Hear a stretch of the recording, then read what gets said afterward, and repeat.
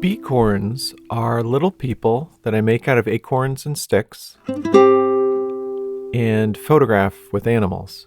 A couple years ago, I saw some pictures of a splashing bird, and they were just so funny. I normally think of birds as really elegant, but when they're in a bird bath, they seem more playful and silly.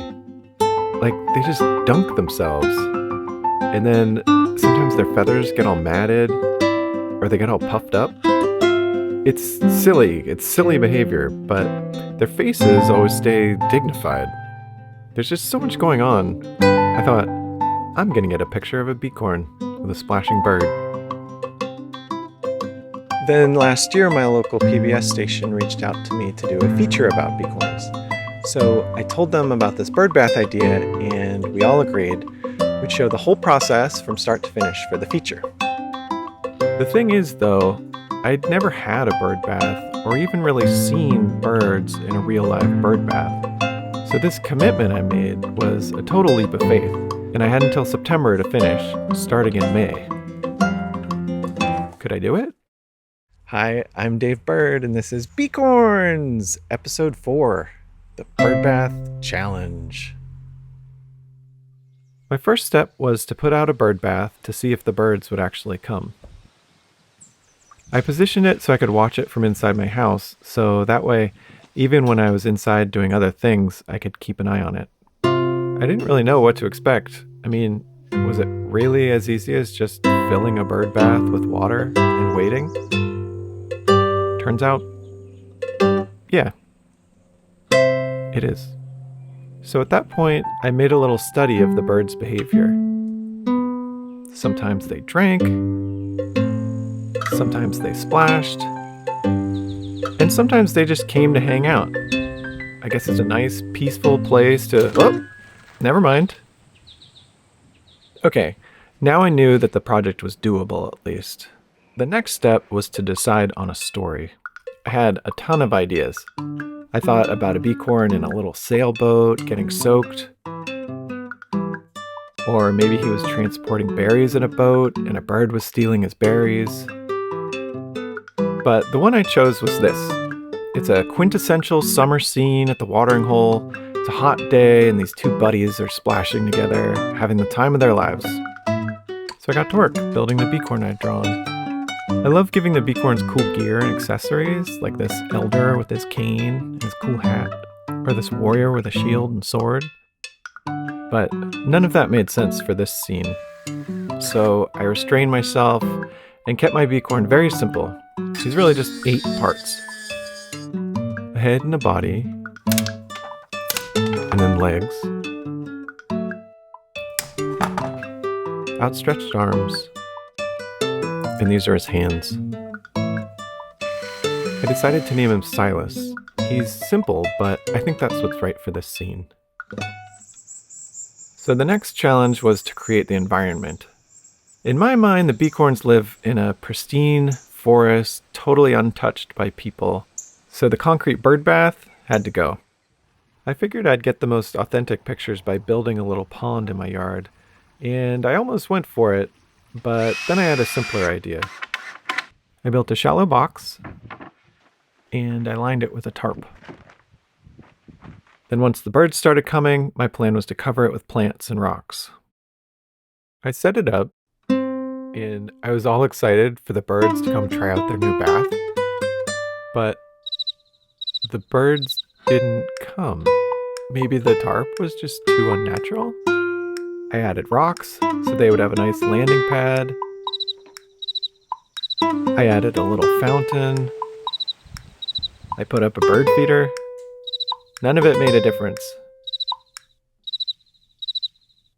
Meanwhile, the PBS crew came to film an initial interview, and in the back of my mind, I was like, am I going to be able to pull this off?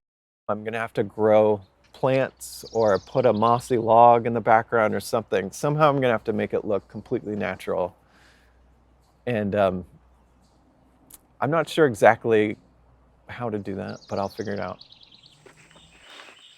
I decided to add some gravel to the water, and then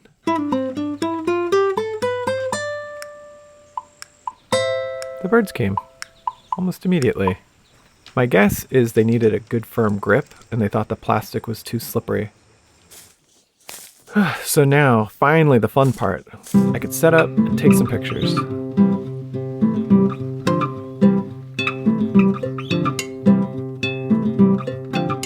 Once I was set up, I got the remote control to trigger my camera, and I settled in for a long wait.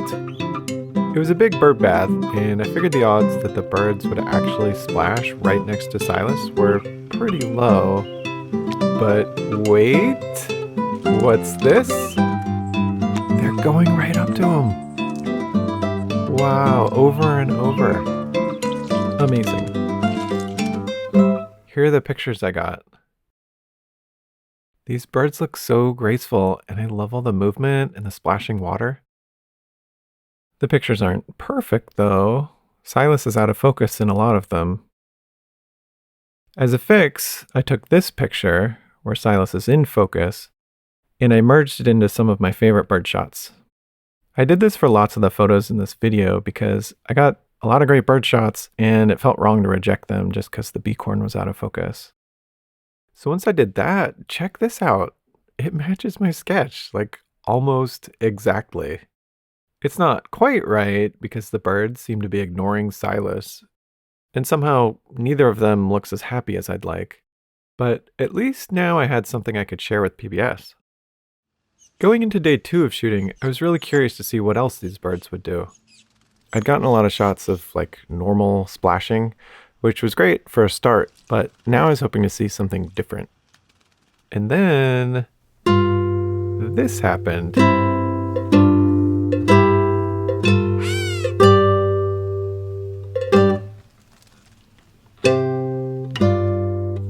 I love this shot because this bird looks so poofy and goofy, but look at her face. She's so serious, and Silas is like, "Hey, let's play."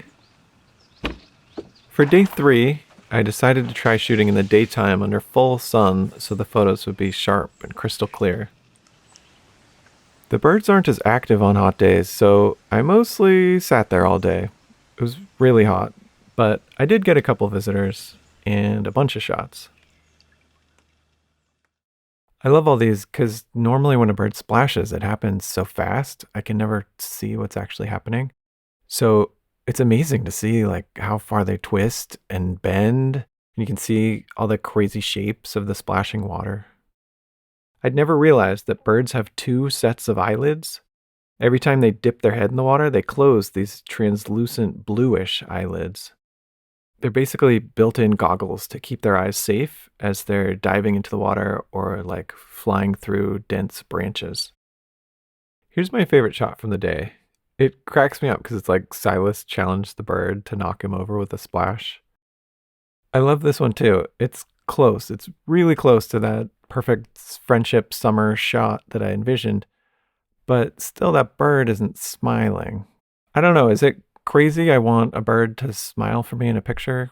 Maybe their beaks don't even bend that way, but I wanted to keep trying.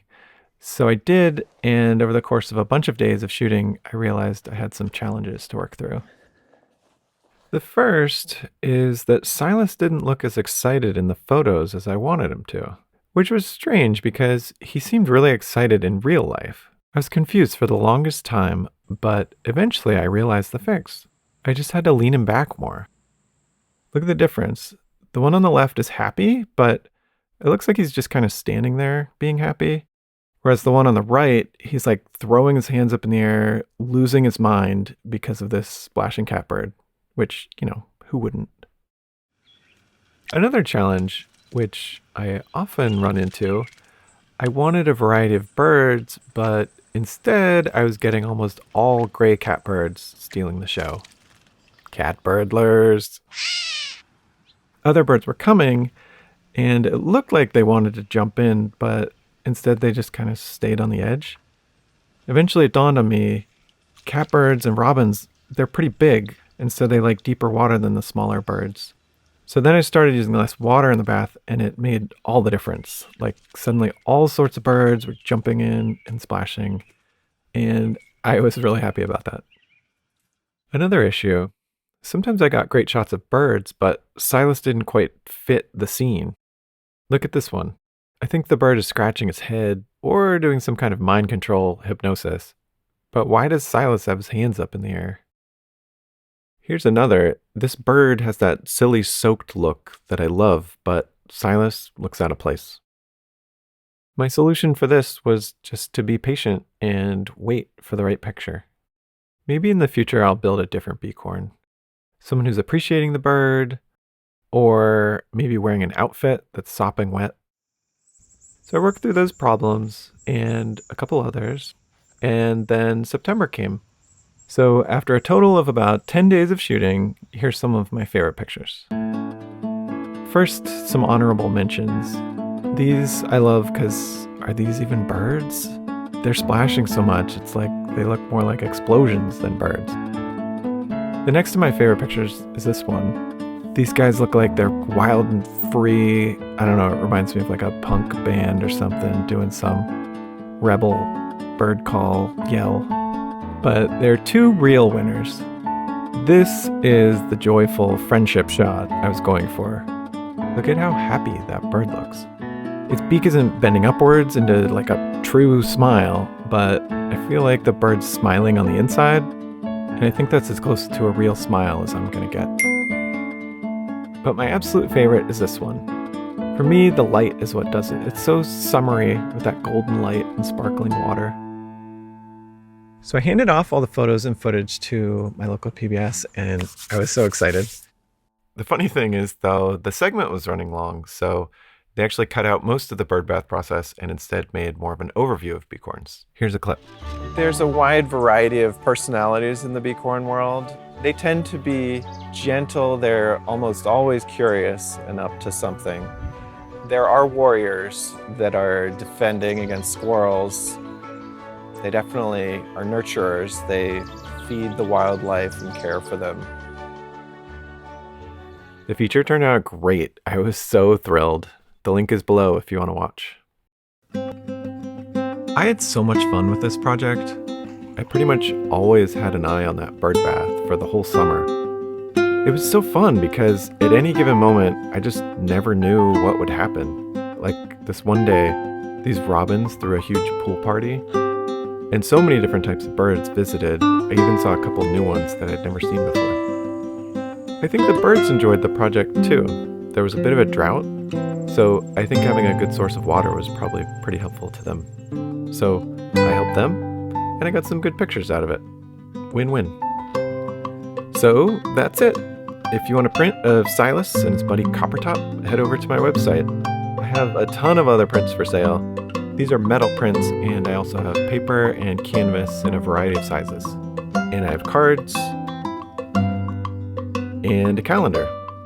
And if you want even more Becorns, there's a lot more to see on my socials. Links are below. All right, that's it.